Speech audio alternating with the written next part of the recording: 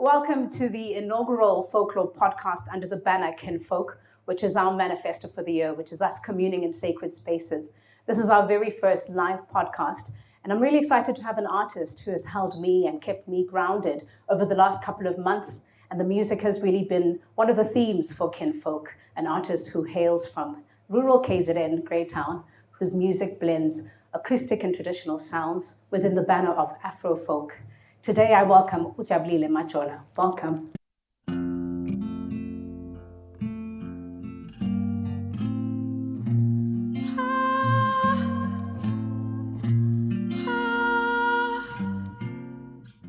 Your past seems to really influence where you write from. What's your story, where you were born, and how do you come to be raised by a pastor and amongst 26 siblings? Yeah. Again, my name is Jabulile Majola. I was born in Pietermaritzburg, but 3 days after my birth, my mother disappeared without a trace. Her name is Jabulile. I'm going to explain why I called myself that. I grew up alongside 26 siblings because I was adopted. That's where I started to experiment. That's where I started to actually experience maybe the folklore within my community, within the Zulu community. I discovered music at a very young age through singing in church, through singing at school, in assembly. But then later on in my life, I actually started falling in love with writing as well. And a lot of it is influenced by the folk tales that the house mothers that raised us used to tell us. Yeah. I would like to make the assumption that when we say pastor and missionary, that this is a certain type of Western church, or was it a traditional church? I would say it was a mixture. I was both influenced with an African church, but then also a Western church. Yeah. Right. Now, there are points of significance, I'm assuming, within the church and in your kind of love for music that really brought you here. Can you highlight maybe one or two highlights in your youth that really brought you to the language, to the folk tales?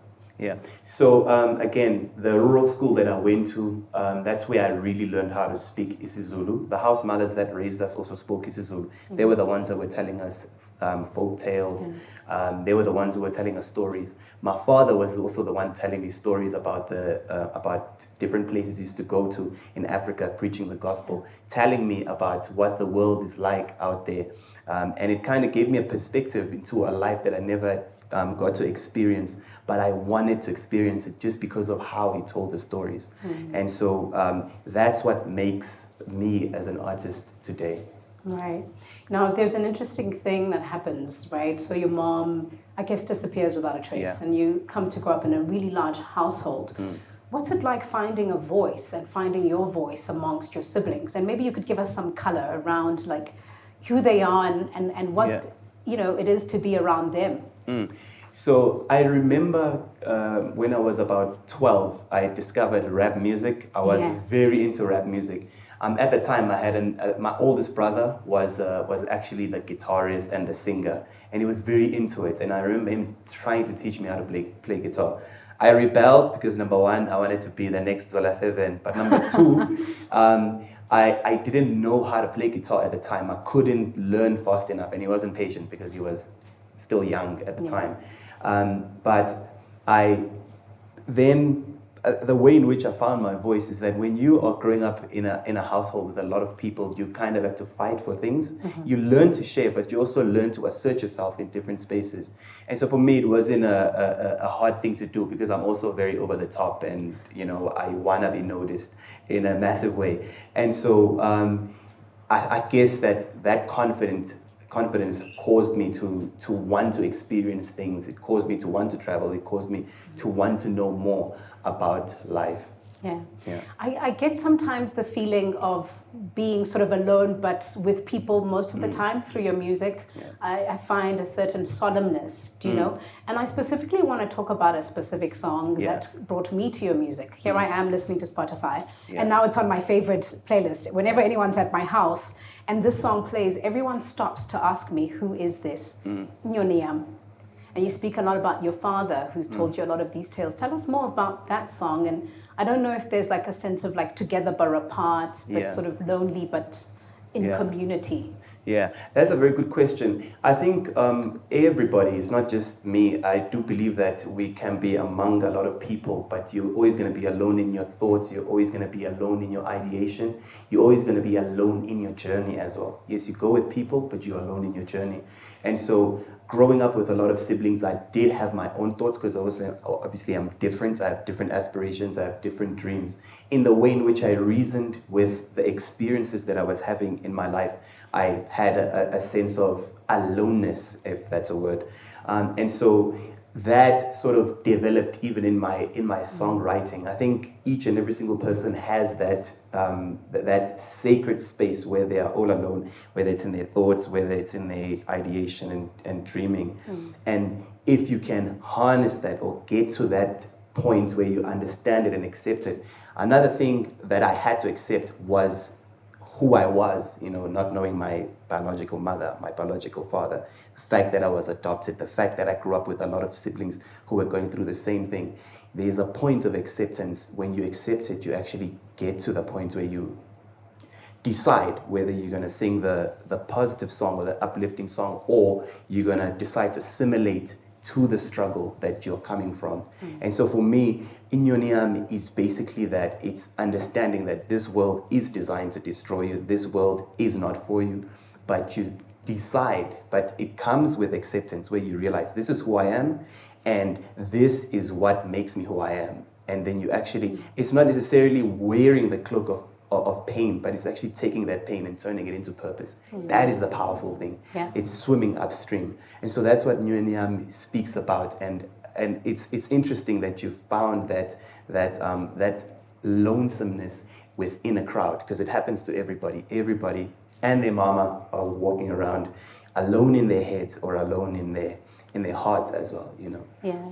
You told me a beautiful story about this blue swallow and what your dad used to tell you about. I mean, it's a story I've never heard, and we're here for the story. So maybe just to unpack a little bit more around this bird, the blue swallow. Yeah. There's a way in which we tell stories. You see, when someone tells you a story and they're fascinated by their own story, it will make you really believe whatever they're saying. And so my father used to tell me this story about a blue swallow. My father is very animated when he speaks. He's very loud, And he used to tell us the same story. And he's kind of an old man as well. Old people will tell you the same story. They have so much patience. And so he used to tell me this story about this blue swallow all the time. You know that these birds are very resilient. When it's summer in England, they will fly from South Africa to England. And when it's winter in England, they will fly from England to South Africa. I got used to the blue swallow as this very resilient bird. And so I started to realize, or I started to notice that even if a blue swallow would grow without any parents and basically grow up in a cruel world, it still would be a blue swallow. It would still move from England and go to South Africa, because that's what a blue swallow does. Everybody has a purpose as well. Regardless of what you're going through, regardless of who you think you are, there is a purpose that you have to live, because that's your purpose. And so that's what blue swallow is.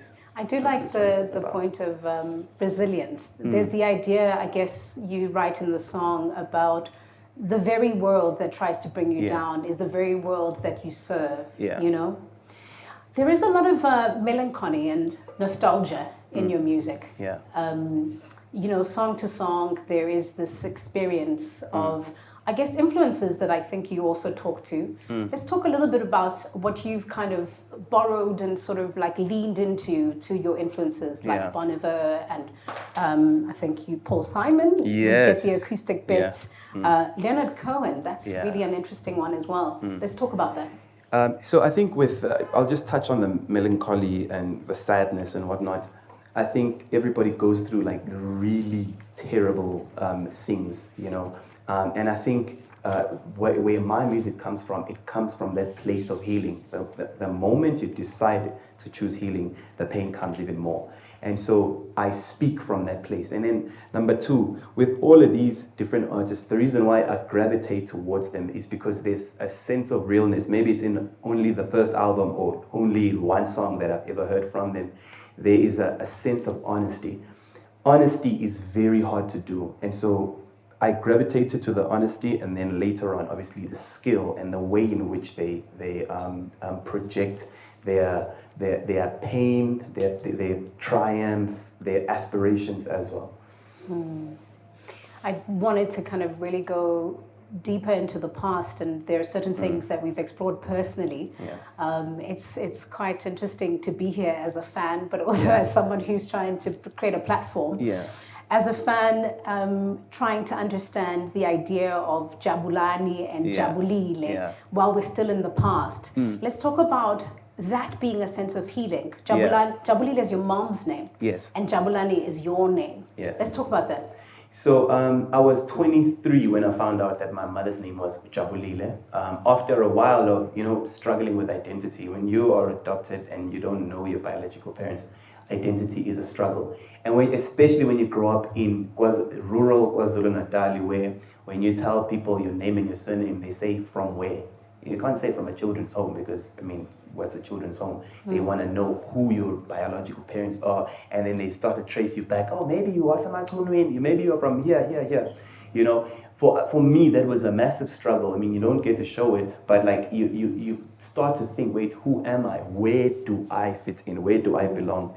And so I called myself uJabulile because it's actually a point of triumph. Even me knowing the name and seeing where my name Jabulani comes from is a big sense of commissioning. There's a big sense of purpose even in how I grew up. It wasn't just like a nameless thing. There's somebody taking their name and putting it on you, and there's a sense of love in naming things as well. And so that's why I call myself uJabulile. Another reason why I call myself uJabulile is because I'm very bad at coming up with stage names. I remember in high school, you only need one. My friend at the back knows the names I used to call myself as a rapper. I'm glad I did not stick to those. I'm very bad at coming up with please tell us. Jeopardy, Java, all sorts of things. It was, it's a catastrophe. But we're here now with... Do you know you can't reference rap there in the bio and then not give us a rap? You give us a rap, I try to give you a rap. I'll give you a what do you call this thing? A tortilla after this. That's the only rap I can give you for now. You're saying after me, I want it now. No, but I'll give you an actual rap that you can eat. Okay, I was a bit slow there on the Christmas present. I'm joking. I'll give you a rap maybe at my show if you come on the 26th of April at Untitled Basement. But I used to rap. I just don't rap anymore. There's a point where I just stopped rapping, and even with rap music, there was a point where I started writing folklore as well, writing stories as well, because I'm a storyteller first before I'm any other kind of department, within this artistry thing. I was very into that, and so... So I really got to wait till Saturday? Yeah. Okay. Yeah. I can give you 4 bars. Please. Maybe 4 bars. Maybe 16. But you see now, when I start choking and then the whole rap game starts, dissing me and stuff. Okay, so it goes... Dalang zamili kuihamba lepate ngaqamile uvika ameva lomhlaba. You see? Dalang zamili kuihamba lepate ngaqamile uvika ameva lomhlaba ngithemba bangifake emahlathini. Okay, I'm gonna leave it there. You see, that's why I don't rap anymore. No, but I think we got the essence of it because I was imagining you in like English, No, like I was more in English, but then when I stopped rapping, I started doing more Zulu and stuff like that because I started becoming very interested in the language and remembering the stories and remembering the way in which people speak and all of those things. Right. Yeah. So while we've gone deeply into your past, I'm going to ask you the question that disarms me all the time in an interview, but I feel everybody believes that it really does share like closing sentiments of like one's sort of reflection and then brings us to the present. Yeah. If you were to think back on your 10-year-old self, what would you say to them? I think I'd say to them, persevere, continue. I do believe that from a young age until this point, it's been a journey of self-discovery. You can never stop discovering something about yourself. You can never stop discovering about the world that is around you. And regardless of whatever experience that I've gone through, I have learned something about myself. Even till this day, I'm learning something, I'm remembering something. And so that's exactly what I would say to my 10-year-old self. I love the idea of remembrance because that's kind of where we pull from. And I think identity is actually a process of remembrance. But I also do love the idea of humility in everything that you do. And I do definitely sense it in your craft. Thank you. With remembrance, just quickly, with remembrance, there's a lot of honor in remembering as well. You know, when you remember to buy someone a croissant that you promised them, they feel honored, they feel respected as well. So it's very important to remember. We shouldn't live to forget. And so the music that I make is an honor to everything that I've also gone through, and I give people a window to peer into what I've been through, but then they can take something from that, because I took a lot from folk tales. It's why I'm here. You know, people can take a lot from your story and actually build their own fortresses of hope. Yeah, 100%. We as the folklore community, and particularly under the banner Kinfolk, which is really our bonds and our shared inheritances, is that those things are gifts to us, you know, and quite often remembering those things, bringing them into the music, and looking at music as a technology that can actually, you know, preserve and capture those stories, and so then they can be remembered through generations. Now, talk about your self-discovery. We're leaving KZN now. We moved to Cape Town just after high school.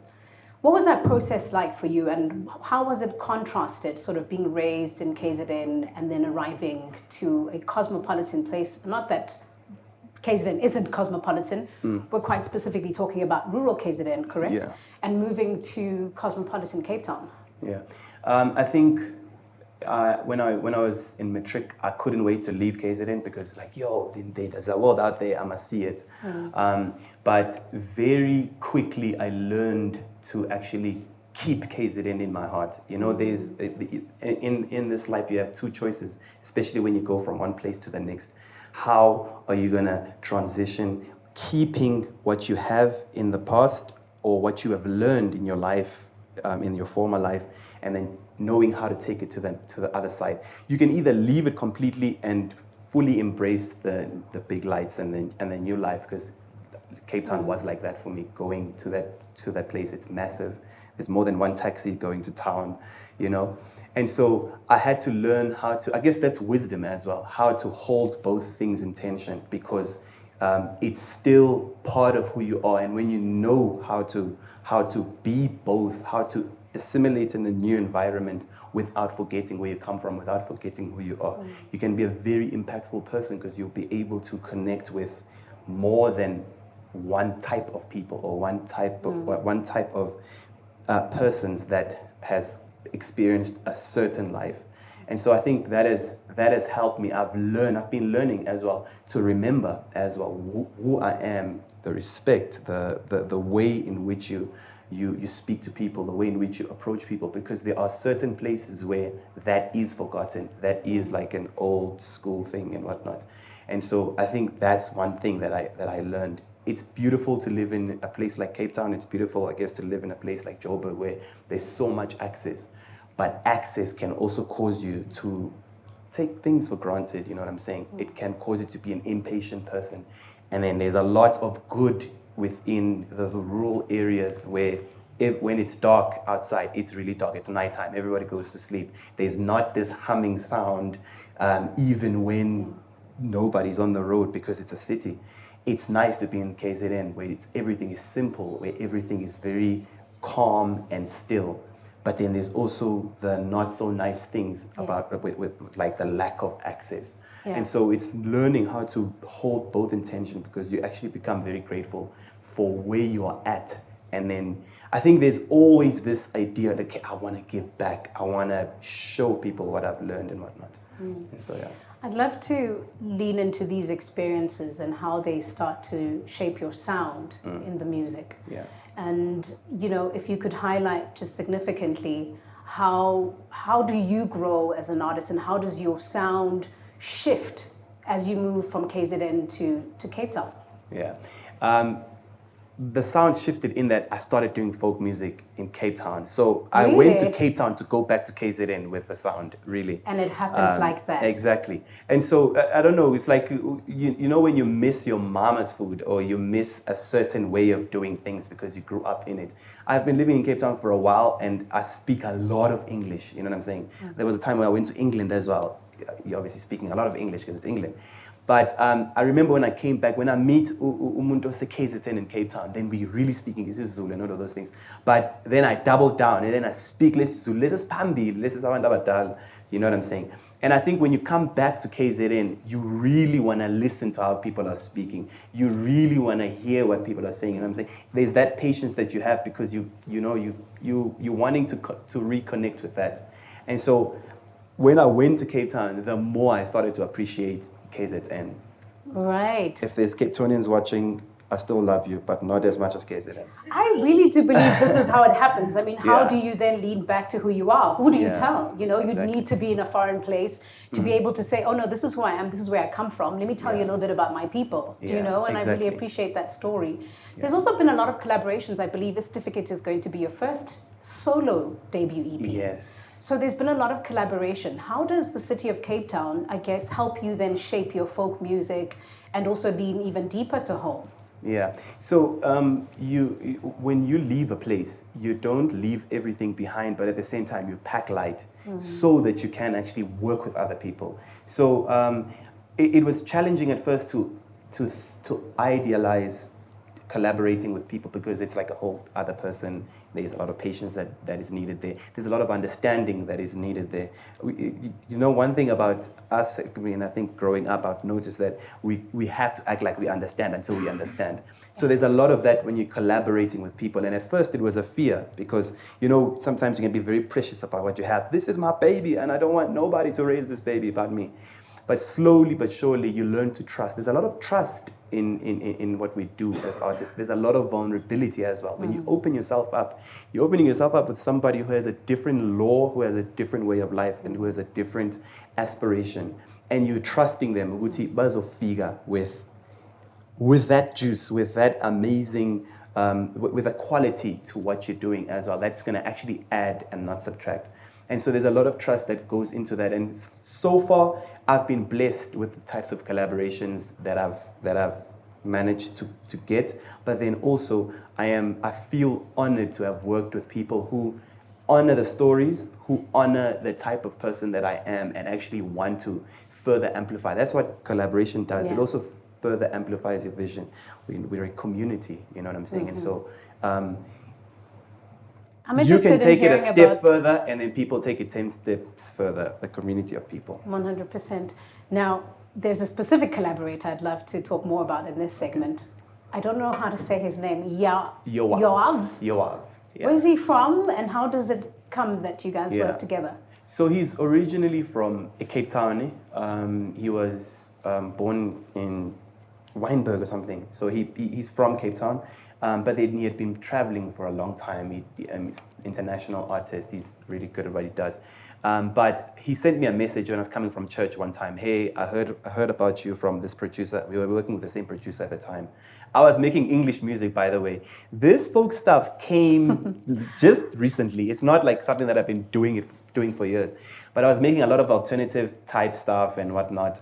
And Yoab told me about it. He's like, yo, hey, I met this guy and he said, you're pretty cool and whatnot. Let's just hang out, grab a coffee. And then when we hung out and grabbed the coffee and we were like just chatting, and that's where the real deal kind of stuff comes up, because you're not trying to make a song. You know, even Steve Biko said this once. He says, you don't try and make a song for about the revolution or for the revolution. You be part of the revolution and the songs will come afterwards. Right.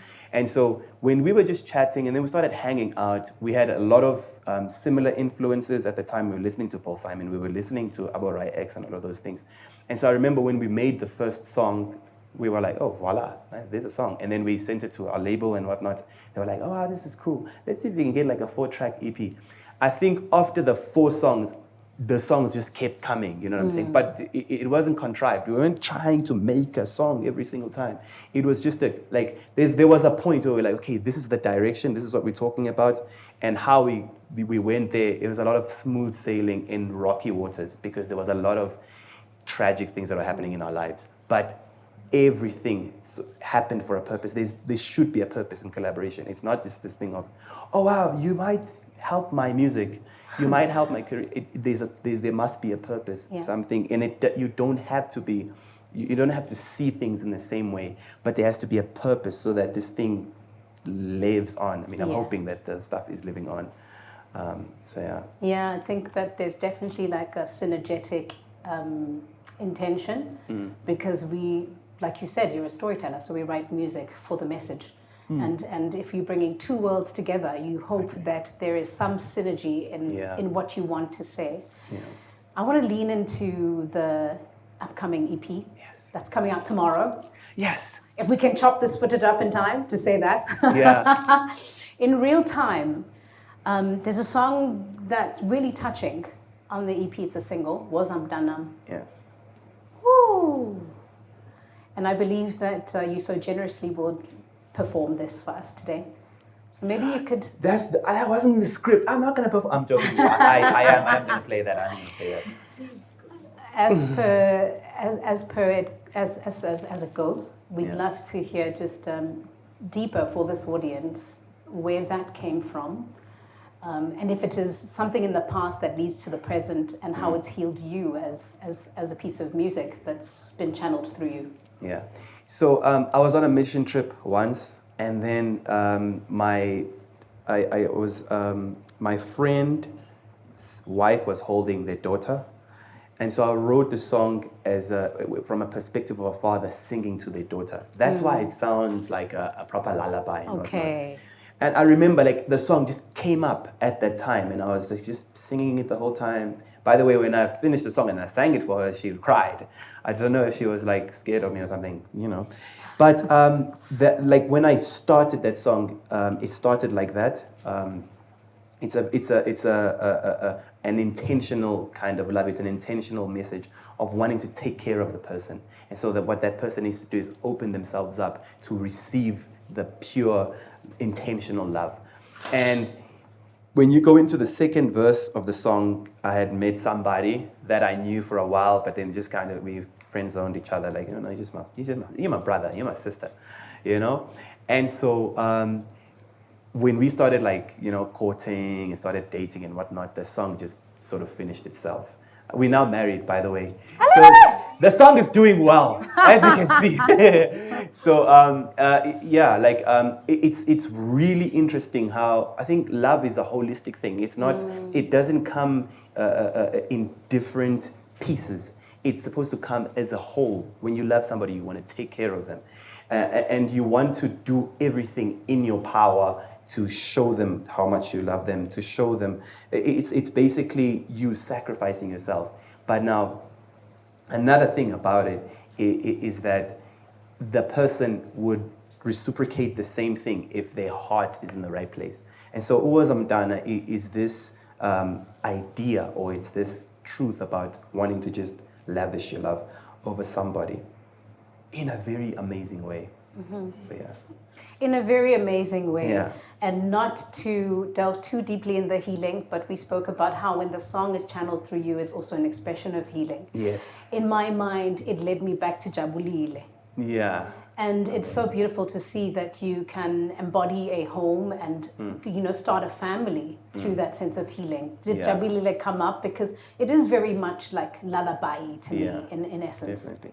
I think I reflect on Jabulile with great joy because of the journey that I've been on, like the journey that I've been on. I found out that she was 21 when she gave birth to me. And then I thought to myself, where was I at in my life when I was 21? I didn't have my life figured out. And I was like, I think from that point when I realized that, I stopped looking at her like through judging eyes, you know, because sometimes you can judge someone because you don't understand.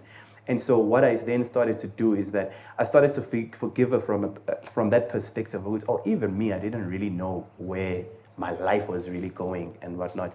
And I think when you start to see, that's not making an excuse for a person, that's actually understanding, which, you know what, people are not perfect. Sometimes we expect things from people that are more than what they can do for us, you know. What your mother and father needed to do probably was just to provide with shelter, with food, and with school. There's nothing else that they should have done. Everything else was a bonus. And so what we tend to do is that we have a twisted view of what people are supposed to do for us. So the people that somewhat love us, they're supposed to do this for us. That's entitlement.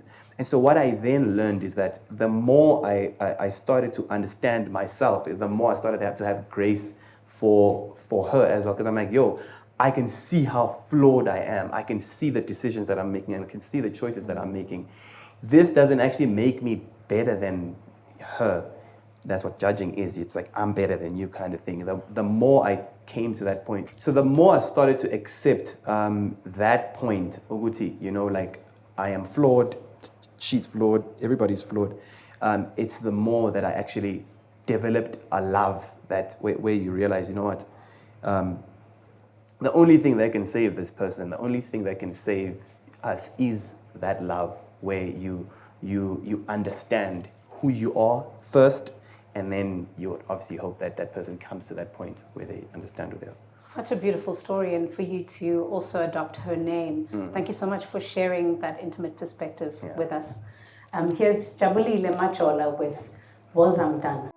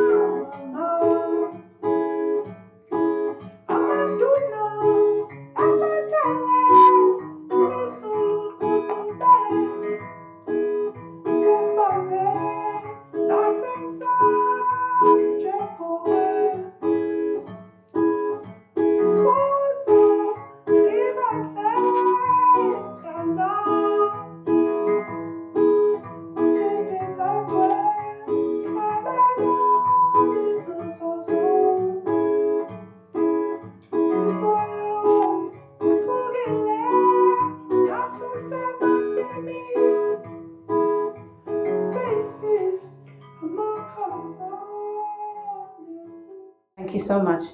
Thank you. It's an honor to play here. Sure.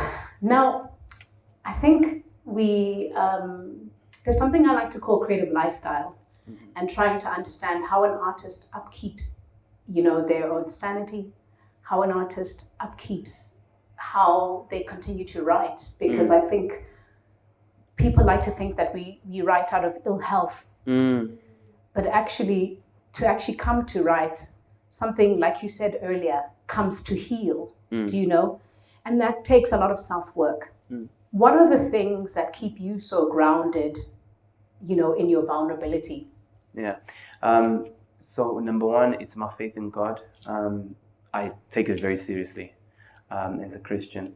And then number two, I listen to people. Now, when I say I listen, I'm actually not a good listener, but I can hear things. I like to hear people tell stories. Sometimes I don't like it, but like when I hear people telling stories and whatnot, when you hear people talk about their struggle, it actually always gives you that thing of, okay, my life is not as bad.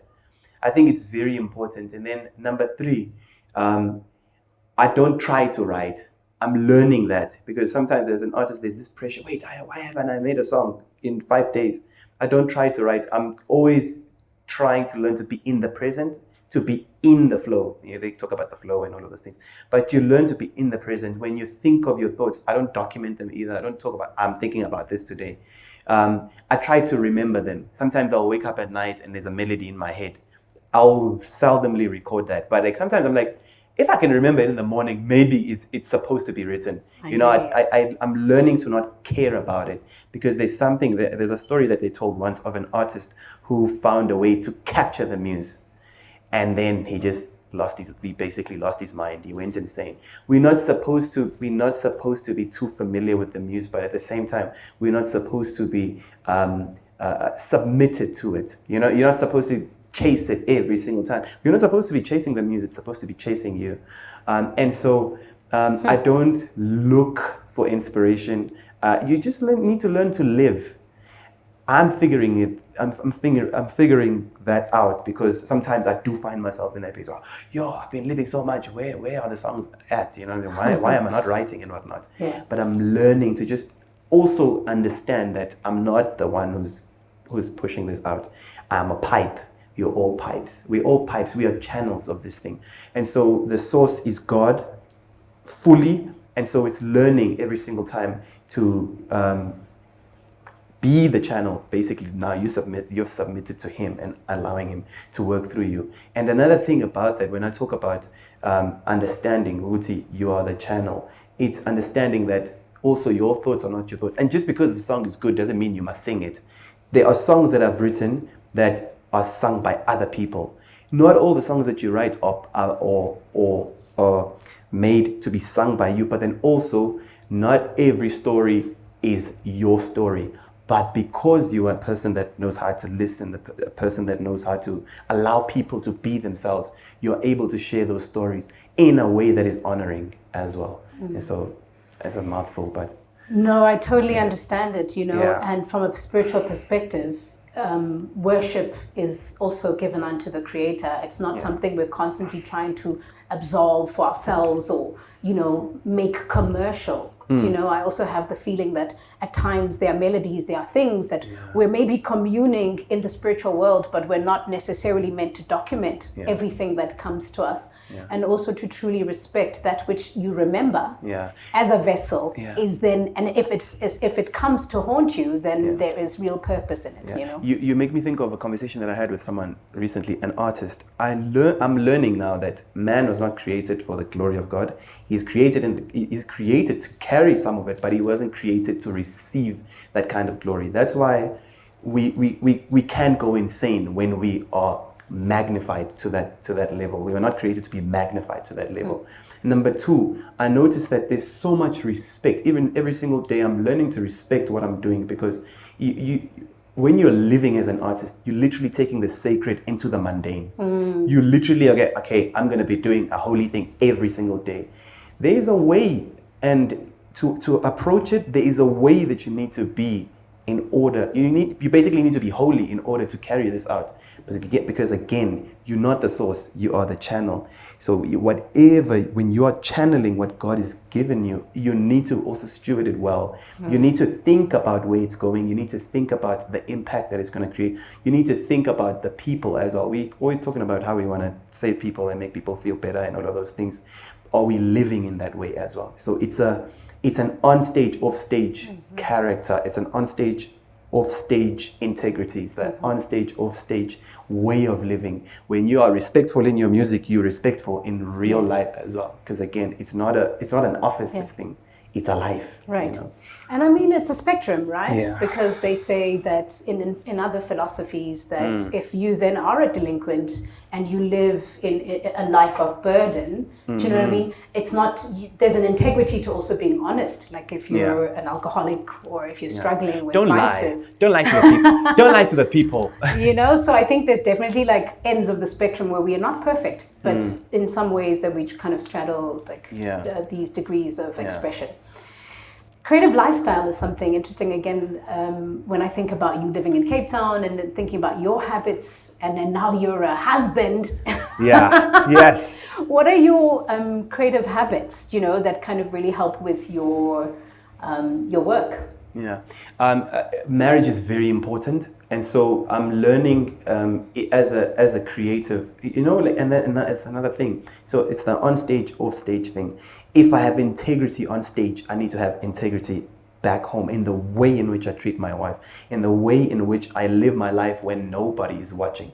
I'm telling you now, when you can get that life right, everything else that you say, because another thing, words are backed up by action. When you are what you say you are, there's this impact. And I think the things that I do at home, I find myself doing a lot of rehearsal recently. I haven't been writing as much. And sometimes I do find, wait, why am I not writing? Am I losing this thing or whatever? You know, everybody gets to that thing. But I think I have a wife who's very supportive of what I do. It's very important to find that person also that is supportive. She's very supportive in what I do. Too supportive sometimes, but there is a balance. I'm learning to actually strike that balance. Okay, this is home life. I'm not doing anything now. And this is not the time that I'm listening to music, or this is the time to listen to music. This is the time to write. And now, obviously, I have the ears that get to tell me, yo, that's not right, or that's good. You know what I'm saying? And so I get to sometimes perform those songs for her. I get to figure things out. And I mean, I'm learning, I'm growing as well. I'm going deeper into who I am as a person, obviously having someone literally living with me 24/7, 365, you know? And so like I'm learning new ways of approaching certain things. And I think it's making the music more colorful. You know what I'm saying? I would say it really adds a lot of color, because now there is a lot of things that I'm holding to make sure that it doesn't fall apart and whatnot. It's a lot of responsibility. And with that, I also have to make the time to be an artist. I have to make the time to actually do this discipline. And so I think it just gives me a different perspective. It makes me want it more. It makes me want to, be more productive. I got you. Now, coming to the present and how we've arrived at, getting to this EP, your creative process, just in general, I know you're rehearsing a lot right now, but there was a process of writing, and it being your debut solo, how was that journey now, kind of taking it on alone? How did it go for you? Yeah, so I have discovered or explored different creative processes. So there was a time where I was writing any song, just write whatever comes to mind, write it down, that idea of just spilling paint on the canvas, and then at some point some form will show, okay, this is an art piece. I used to do that. But with this EP specifically, every single song that I wrote was intentional in that, okay, this is the song, I'm gonna do this, and this is what I'm saying. It wasn't like a sporadic stream of thought. It's like, okay, let me just see how I can end up here. There was a sense of, okay, I want to touch on something like this, but then sometimes it'll end up being something else. But to me, it's exactly what I wanted. You know what I'm saying? Because another thing is that one thing that I always say, if I could have a superpower, I would want to have eyes everywhere, like all over my body, because you'll be able to see every single piece that makes the puzzle at once. Because when you have two eyes, if you have to focus on each piece, you'd literally have to do this, focus here.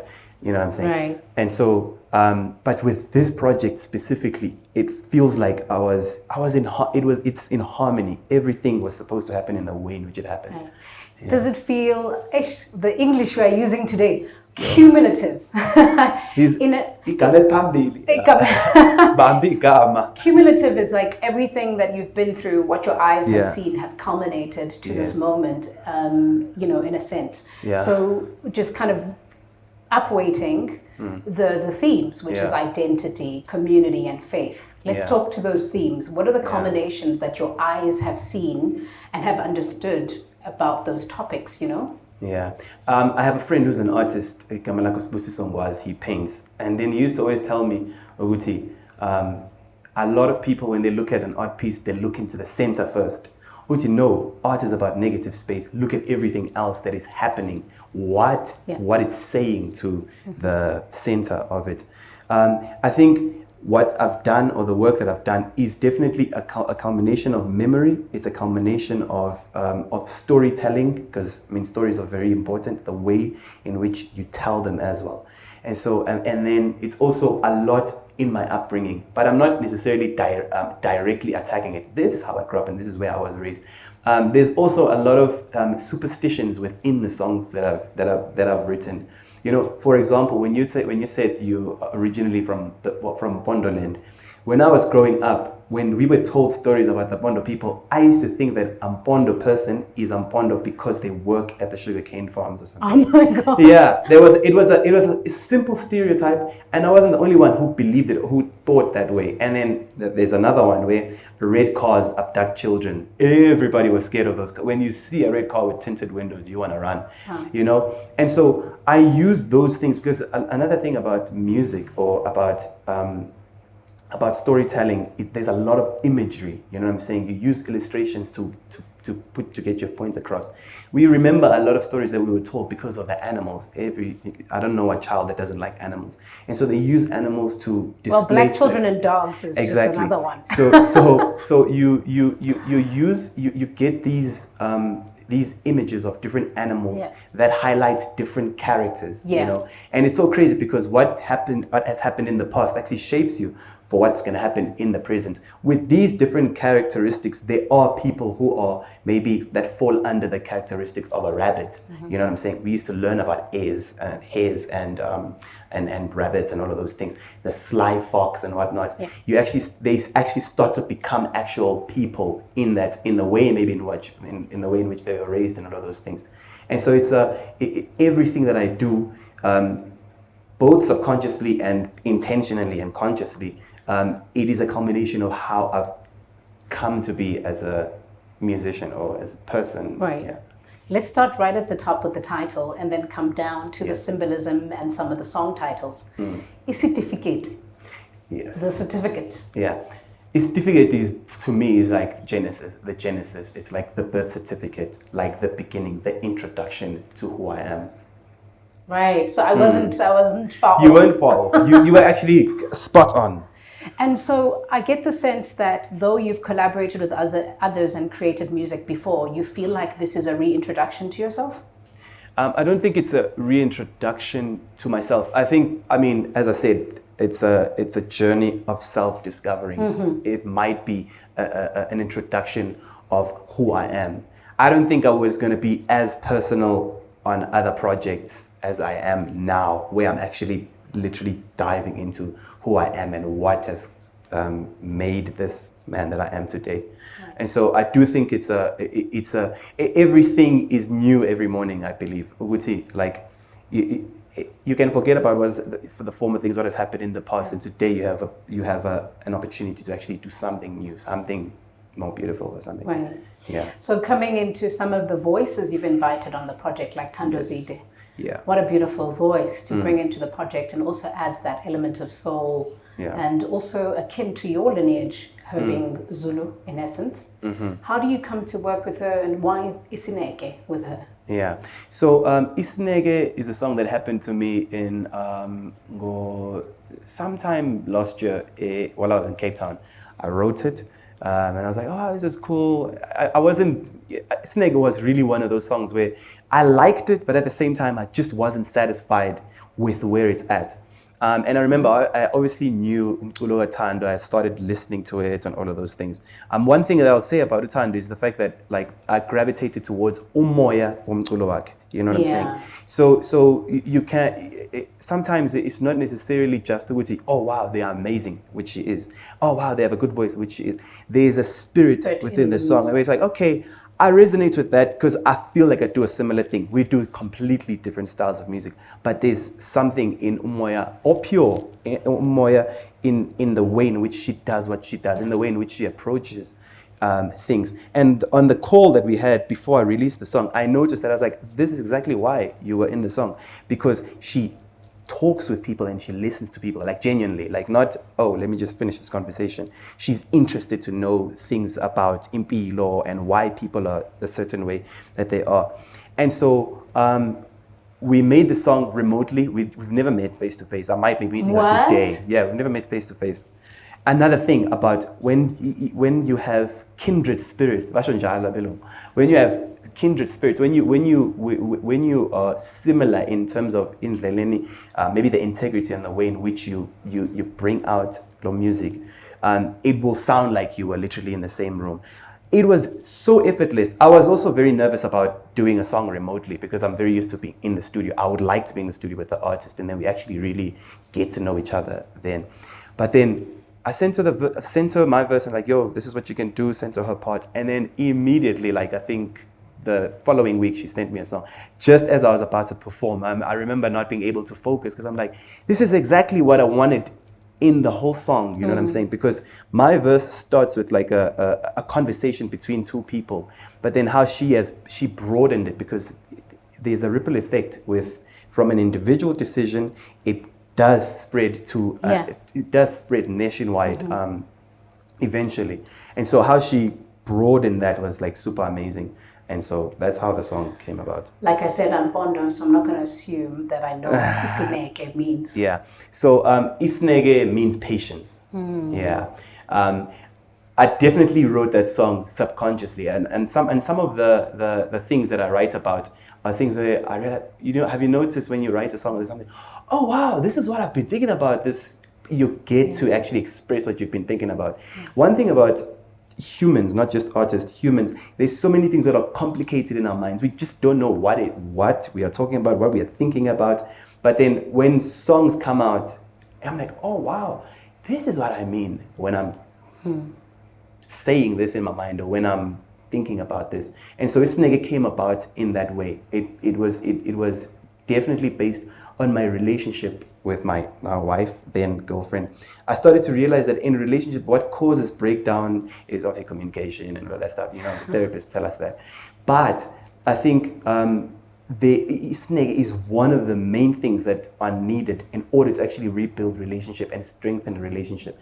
Your relationship doesn't have to be like super destroyed or broken down. Now you need Isineke to build it up. Isineke causes it to be even stronger. You know what I'm saying? Because it's a whole other person that is in your life, a whole other person with a different personalities. They are raised in a completely different way. They were exposed to different things, and you have to work together towards a common goal, like the same goal. You know what I'm saying? You're basically steering a ship to one place, not to two different places.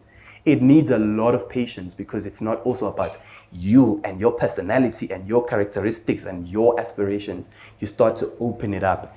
Isineke, as a song as well, it was definitely that I have a purpose in mind, but I'm going to open it up to somebody that is different. Female. The feminine voice. Exactly. Female, different aspirations, different purpose, all of that stuff. And trusting that it's going to actually come into something. And then it was amazing. I tried to look on iTunes to try and understand the rest of the repertoire for the EP coming up. But I think my singular question before we come to the close of this, we will open up to questions. Yeah. Are there any other features? No, Uthanda's It was the only feature. Initially, the plan was to just do a solo EP. Clean, yeah. But then I thought to myself, you know what? Let me actually feature somebody, have someone that is different. Because another thing is that from a lot of people that know me only know the music that only has my voice, unless they've heard the stuff that I did with the uBhubhesi. So I thought to myself, let me actually open it up to somebody. And when the way in which I approach I'm a features or I'm a collaboration, I don't approach it according to, oh wow, you seem to be promising you're gonna maybe do something. It is about that if I can tell that thing in your music. Sometimes I don't know what it is, but I'm like, yo, you know what I'm saying? I like that. It must. I want a song that is gonna actually. The purpose is for it to be heard by people. And so as a community, we want to just kind of come around the fire, as they call it, proverbial fire, to be able to find meaning before we are aggressed with song. Yeah. So songs and stories. So thanks again. And back to the story before you perform the next song, uBhubhesi. Yes. uBhubhesi in English is lion. But I think it's an informal word for lion, like the real word for lion, ingonyama. It's even got the raw in it. But uBhubhesi is a nickname of this young man who is a father, but then he's also a son, and then so he's a prodigal son to his mother, but he's a absent father to his son, and so he vanished up north. It's a story that takes place in the Drakensberg. He vanished up north, which is Egoli, to seek better opportunities in life. And what I'm doing there is I'm consoling the grandmother, saying, "Yeah, at some point he's gonna come back, because things eventually do come back home. It might come back broken. It might come back even better or whatever. But the point is, he's gonna come back, and that's why you're weeping for him, because he's been gone for so long." And so that's what uBhubhesi is about. Wonderful. Thank you so much. uBhubhesi.